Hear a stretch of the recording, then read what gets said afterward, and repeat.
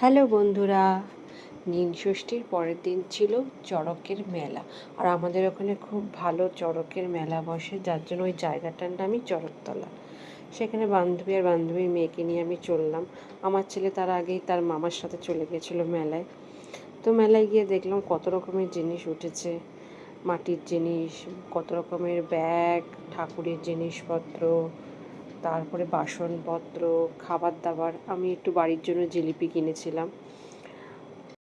আর এই পুতুলগুলো তো আমার খুব ভালো লাগে, দেখলেই মনে কিনে নিয়ে আসি, কিন্তু কি করব, আর এখন কেনা যাবে না।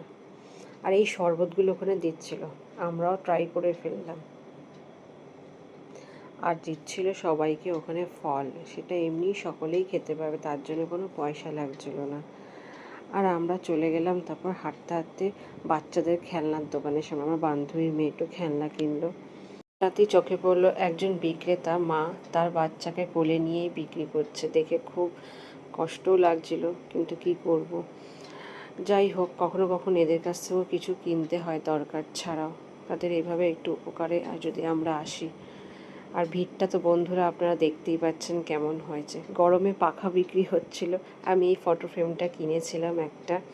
আর এই মাটির জিনিসগুলো দেখে আমার ভালো লাগছিলো, কিন্তু যদিও বা আমি কিছু কিনিনি। আমি শুধু একটা ঠাকুরের জামা কিনেছি এখান থেকে। এই মাটির পুতুলগুলো দেখেও খুব মন চাইছিল, কিন্তু ঘর ভরে গেছে কিনে কিনে মেলা থেকে, এখন আর কেনা যাবে না।